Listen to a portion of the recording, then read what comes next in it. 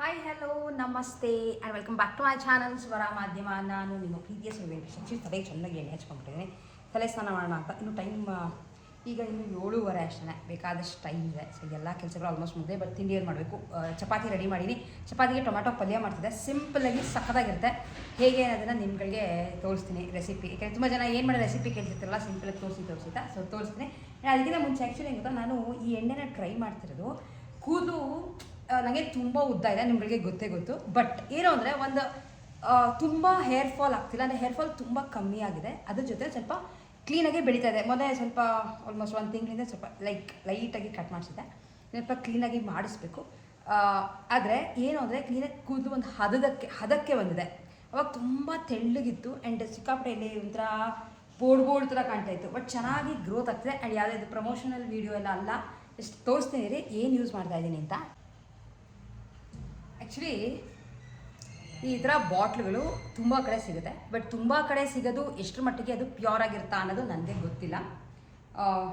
ನಾನು ಕ್ಯಾಚಂದ್ರಲ್ಲಿ ಅಂಗಡಿಗೆ ಹೋಗ್ತೀನಲ್ಲ, ಅಲ್ಲಿ ಈ ಥರದ ಒಂದು ಬಾಟ್ಲು ತೊಗೊಂಡು ಬಂದಿದೆ. ಆ್ಯಕ್ಚುಲಿ ನಾನು ಕೊಟ್ಟಿದ್ದು 50 ರೂಪಾಯಿ 60 ರೂಪಾಯಿ ಕೊಟ್ಟಿದ್ದೆ ಅಂತ ಅನಿಸುತ್ತೆ. ಆಗಲೇ ಆಲ್ಮೋಸ್ಟ್ 1 ವರ್ಷದ ಮೇಲಾಯಿತು. ಇದರೊಳಗೆ ನಿಮಗೆ ಕಾಣಿಸ್ತಿದ್ರೆ ಎಲ್ಲ ಥರ ನಾರು ಬೇರುಗಳು ಹಾಕಿದ್ದಾರೆ.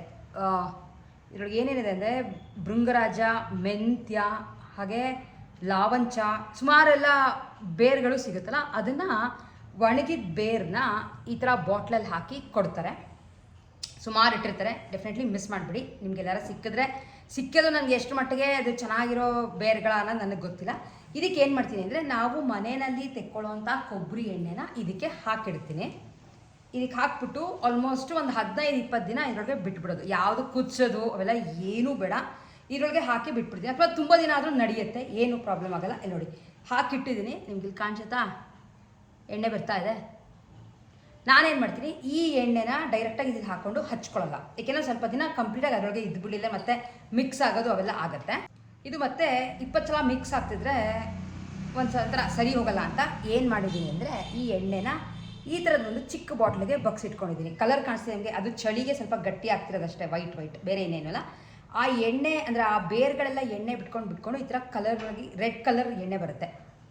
ಅದನ್ನು ಮಾಮೂಲಿ ಹಚ್ಕೋತೀವಲ್ಲ, ಇಲ್ಲಿ ನೋಡಿ ಮಾಮೂಲಿ ಎಣ್ಣೆ ಅಷ್ಟೇ, ಇನ್ನೇನು ಡಿಫ್ರೆನ್ಸ್ ಏನಿರಲ್ಲ.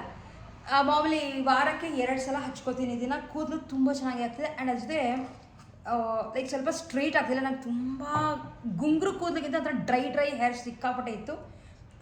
ಚೆನ್ನಾಗಿದೆ ಇದು.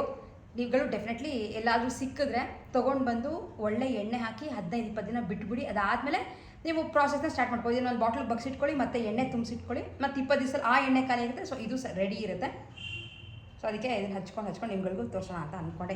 ತುಂಬ ಕಮ್ಮಿ ದುಡ್ಡಲ್ಲಿ ವರ್ಕೌಟ್ ಆಗುತ್ತೆ. ತುಂಬ ಯಾವುದೇ ಆದರೂ ಕೆಲವು ಈ ಥರ ಆಯುರ್ವೇದಿಕ್ ಅಥವಾ ಈ ಥರ ಮನೆಯಲ್ಲಿ ಮಾಡ್ಕೊಳ್ಳೋದು ತುಂಬ ವರ್ಕ್ ಆಗುತ್ತೆ. ನಾನು ತುಂಬ ನಂಬ್ತೀನಿ ಅದನ್ನೆಲ್ಲ.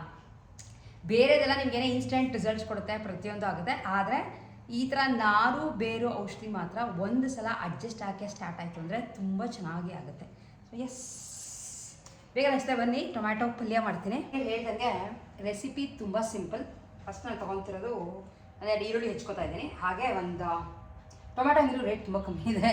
ಸೊ ಹಾಗಾಗಿ ಒಂದು 2-3 kg ಪಟ್ಕೆ ತಂದಿದೆ, ಚೆನ್ನಾಗಿತ್ತು ಅಂತ. ಒಂದು 10 ಟೊಮ್ಯಾಟೊ, ಯಾಕೆಂದರೆ ಇದು ತುಂಬ ಖಾರ ಇರೋಲ್ಲ. ಆ್ಯಂಡ್ ನಮ್ಮ ಮನೆಯಲ್ಲಿ ಈ ಪಲ್ಯ ಮಾಡಿದ್ರೆ ಆ್ಯಕ್ಚುಲಿ ಅನ್ನಕ್ಕೂ ಅದೇ ಕಲ್ಸ್ಕೊಂಡು ತಿಂತಾರೆ. ಅವಾಗೆಲ್ಲ ಸಖತ್ ಇಷ್ಟ ಆಗುತ್ತೆ. ವೆಂಕಟೇಶ್ಗೆ ಸಿಕ್ಕಾಪಟ್ಟೆ ಇಷ್ಟ ಈ ಪಲ್ಯ. ಹಾಗಾಗಿ ಸಿಂಪಲ್ ಆಗುತ್ತೆ, ಬೇಗ ಆಗುತ್ತೆ. ಬೇಗ ಆಗಿರೋದನ್ನ ಇಷ್ಟಪಟ್ಟರೆ ಮಾಡೋದು ತುಂಬ ಈಸಿ. ಅದೇ ಬೇರೆ ತುಂಬ ರೇಜಿಗೆ ಕೆಲಸ ಆದರೆ ಮಾಡೋದು ಸ್ವಲ್ಪ ಕಷ್ಟ. ಬಟ್ ಎನಿವೇಸ್ ಅವ್ನಿಗೆ ಪಲ್ಯ ತುಂಬ ಇಷ್ಟ ಆಗುತ್ತೆ. ಅದಕ್ಕೆ ಮಾಡ್ತಾ ಇದ್ದೀನಿ, ತೋರಿಸ್ತೀನಿ. ಹೆಚ್ಕೊಂಡು ಬಿಡ್ತೀನಿ, ಆಮೇಲೆ ತೋರಿಸ್ತೀನಿ. ಓಕೆ, ಫಸ್ಟ್ ಸ್ವಲ್ಪ ಎಣ್ಣೆ ಚೂರು ಜಾಸ್ತಿನೇ ಹಾಕ್ಕೊಂಡಿದ್ದೀನಿ. ಸಾಸಿವೆ, ಜೊತೆ ಒಂದು ಚಿಟಿಕೆ ಇಂಗು. ಈಗ ಅದಕ್ಕೆ ಕರಿಬೇವಿನ ಎಲೆ,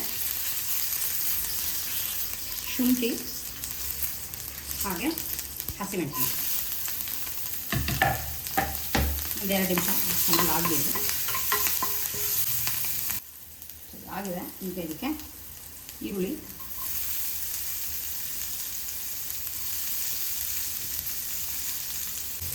ಆಗಬೇಕಾದ್ರೆ ಒಂದು ಚಿಟಿಕೆ ಅರಿಶಿನ,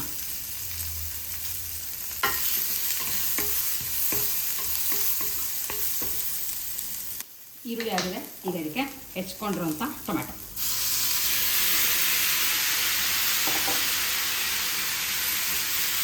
ಟೊಮೆಟೊ ಹಾಕಿ ಚೆನ್ನಾಗಿ ಇದನ್ನು ಫ್ರೈ ಮಾಡ್ತಾಯಿದ್ದೀನಿ. ಕಲ್ಲುಪ್ಪು, ಹುಳಿ ಬ್ಯಾಲೆನ್ಸ್ ಮಾಡೋಕ್ಕೆ ಒಂದು ಸ್ವಲ್ಪ ಬೆಲ್ಲ, ಇದು ಪುಡಿ ಬೆಲ್ಲ.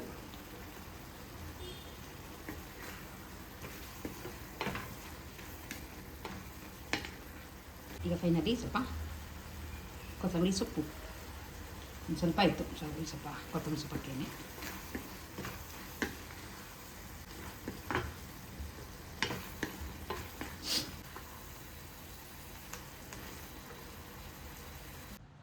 ಯಾರಾದರೂ ಲೈಕ್ ಬಂದರೆ ಅರ್ಜೆಂಟಾಗಿ ಅನ್ನಕ್ಕೆ ಇಟ್ಬಿಟ್ಟು ಅಥವಾ ಅನ್ನ ಇದೆ ಮನೆಯಲ್ಲಿ ಇದ್ದರೆ ಇದು ಮಾಡಿಕೊಂಡು ಸುಮ್ಮನೆ ಜಸ್ಟ್ ಇನ್ನು ಸ್ವಲ್ಪ ಉಪ್ಪು ಹಾಕಿ ಕಲಿಸ್ಬಿಡೋದು ಅಷ್ಟೇ. ಯಾಕೆ ಅನ್ನ ಹಾಕಿರ್ತೀವಲ್ಲ ಸಕ್ಕತ್ತಾಗಿರುತ್ತೆ. ಆ್ಯಂಡ್ ಸ್ವಲ್ಪ ಬೇಕಾದ್ರೆ ಮೆಣಸಿನ್ಕಾಯಿ ಜಾಸ್ತಿ ಹಾಕೋದು.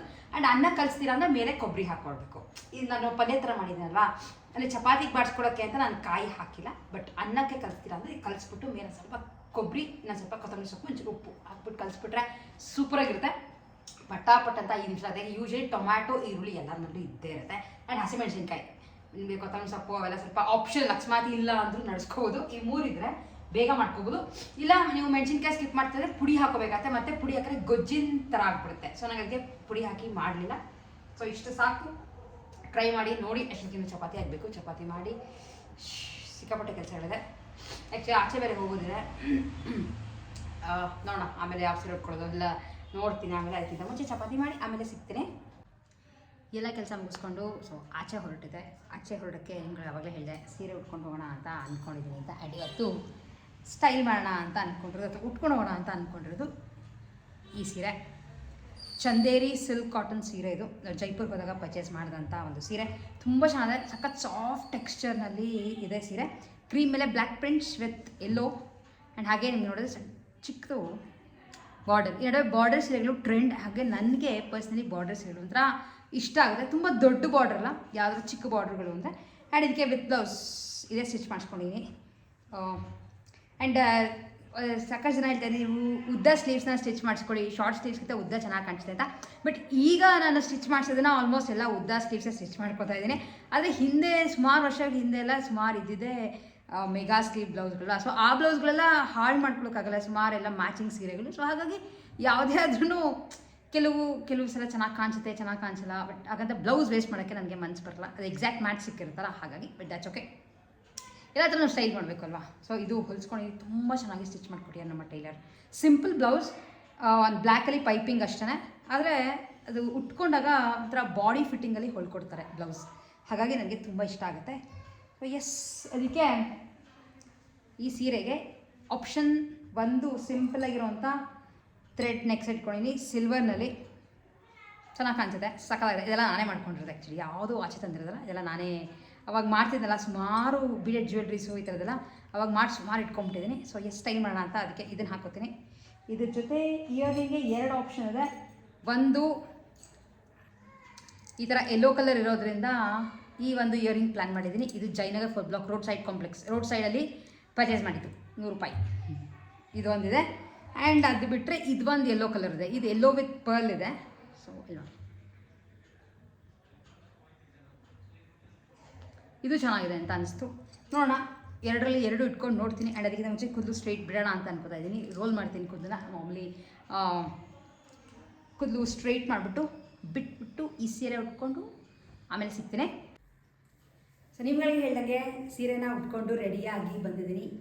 ಇದು ಚಂದೇರಿ ಸಿಲ್ಕ್ ಕಾಟನ್ ಸೀರೆ, ಬಗ್ರೂ ಪ್ರಿಂಟ್. ಇದು ಅಂದರೆ ಎಲ್ಲ ಹ್ಯಾಂಡ್ ಬ್ಲಾಕ್ ಪ್ರಿಂಟ್. ಇದು ನಿಮ್ಗೆ ಹೇಳ್ದಂಗೆ ನಾನು ಜೈಪುರ್ಗೆ ಹೋದಾಗ ತೊಗೊಂಡಂಥ ಸೀರೆ. ನಮ್ಮ ಆದಾ ಸ್ಟುಡಿಯೋಸ್ನಲ್ಲೂ ಈ ಥರ ಚಂದೇರಿ ಸಿಲ್ಕ್ ಕಾಟನ್ ಸೀರೆಗಳು ತುಂಬ ಬಂದಿತ್ತು. ಎಲ್ಲ ಸ್ಟಾಕ್ ಔಟ್ ಹೋಗಿದೆ.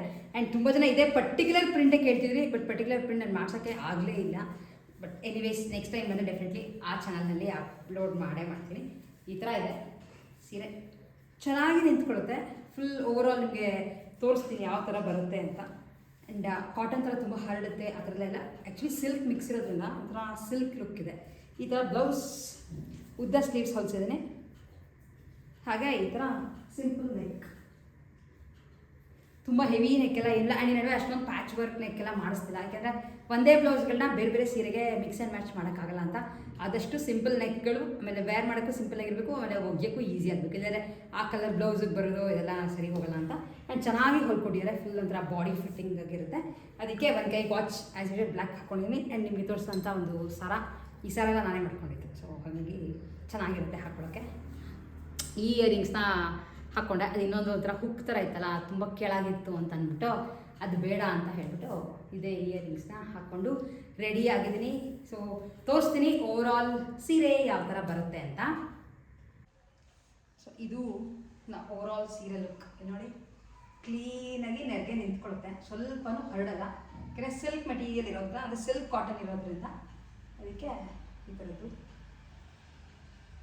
ಪಲ್ಲು ಸಕ್ಕತ್ತಾಗಿದೆ. ಪ್ರಿಂಟ್ ಡೆಫಿನೆಟ್ಲಿ ಯಾರಿಗಾರು ಇಷ್ಟ ಇದೆ ಈ ಥರ ಚಂದೇರಿ ಸಿಲ್ಕ್ ಕಾಟನ್ ಸೀರೆ ನೀವುಗಳು ನಿಮ್ಮ ವಾರ್ಡ್ರೋಬಲ್ಲಿ ಹಾಕೋಬೋದು. ಆ್ಯಂಡ್ ಬ್ಯಾಗ್ ರೆಡಿ ಮಾಡ್ಕೊಂಡಿದ್ದೀನಿ, ಬೇಗ ಹೋಗಿ ಬಂದರೆ ಆಮೇಲೆ ಅಡುಗೆ ಮಾಡ್ಕೋಬೋದು ಅಂತ. ಸೊ ಇಷ್ಟು ನಮ್ಮ ಇವತ್ತಿನ ವಿಡಿಯೋ ಆಗಿತ್ತು. ಹೋಪ್ ನಿಮ್ಗಳಿಗೆ ವಿಡಿಯೋ ಇಷ್ಟ ಆಗಿದೆ ಅಂತ ಅನ್ಕೋತೀನಿ. ವಿಡಿಯೋ ಇಷ್ಟ ಆಗಿದೆ ಲೈಕ್, ಶೇರ್ ಆ್ಯಂಡ್ ಸಬ್ಸ್ಕ್ರೈಬ್ ಮಾಡೋದನ್ನ ಡೆಫಿನೆಟ್ಲಿ ಮಿಸ್ ಮಾಡಿಬಿಡಿ. ಸಿಗ್ತೀನಿ ಮತ್ತೆ ನೆಕ್ಸ್ಟ್ ವಿಡಿಯೋಲಿ. ಅಲ್ಲಿವರೆಗೂ take care and bye bye.